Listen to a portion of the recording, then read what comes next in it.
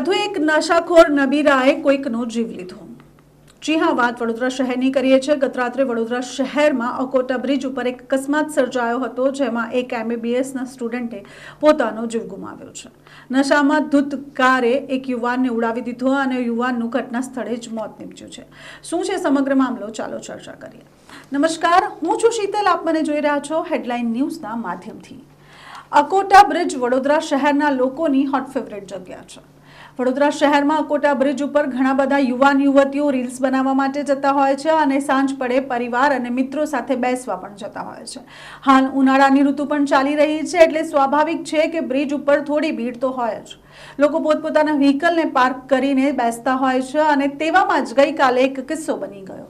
ગઈકાલે GJ20 પાર્સિંગની એક blue કલરની બલેનો કાર 150ની સ્પીડે ફૂલ ઝપાટાભર દોડતી આવી અને બ્રિજ ઉપર બેસેલા વ્હાઇટ કલરની એક્ટિવા પર બેસેલા 3 જણને ઉડાવી દીધા।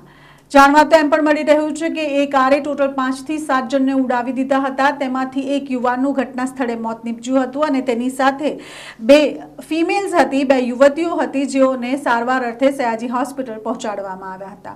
મૃતક જે છે તેમનું નામ આકાશ જણાઈ આવે છે। તેઓ MBBSના સ્ટુડન્ટ છે। તેમની સાથે આસ્થા અને પ્રીતિ બંને પણ હતા અને બંનેને અત્યારે સયાજી હોસ્પિટલમાં સારવાર અર્થે રાખેલ છે।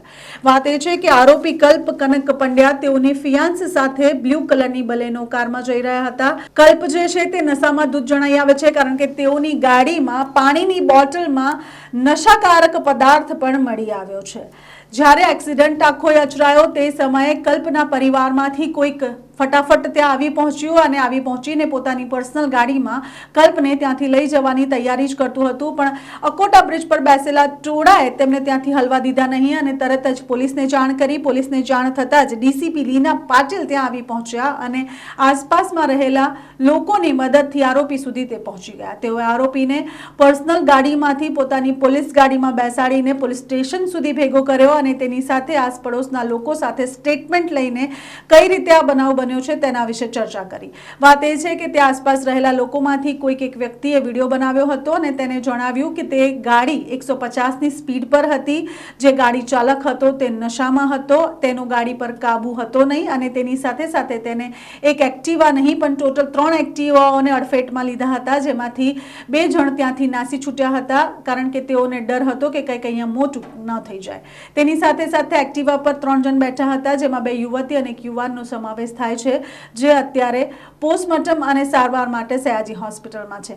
આકાશ જે છે તેનું પોસ્ટમોર્ટમ થઈ ચૂક્યું છે અને તેને પોતાના પરિવારને સોંપી દેવામાં આવ્યો છે અને કલ્પ કનક પંડ્યા અને તેઓની ફિયાન્સની પોલીસે અટકાયત કરી છે અને વધુ કાર્યવાહી માટે તેને પોલીસ સ્ટેશન લઈ જવામાં આવ્યા છે। અકોટા બ્રિજ પર આ પહેલો અકસ્માત નથી। આવા અકસ્માતો અકોટા બ્રિજ પર બનતા જ હોય છે અને કોઈક ને કોઈક નિર્દોષ તેનો ભોગ બનતો જ હોય છે। વાત એ છે કે આ બ્રિજ ઉપર હવે સ્પીડ બ્રેકર્સની જરૂર છે, તેની સાથે સાથે સ્પીડ લિમિટ માટે કંઈક કરવું જોઈએ તેવું જનતા દ્વારા જાણવા મળી રહ્યું છે। હવે જોવાનું એ છે કે અકસ્માત પછી વડોદરા મ્યુનિસિપલ કોર્પોરેશન અને સાથે સાથે વડોદરા પોલીસ કયા પ્રકારના પગલાં લે છે।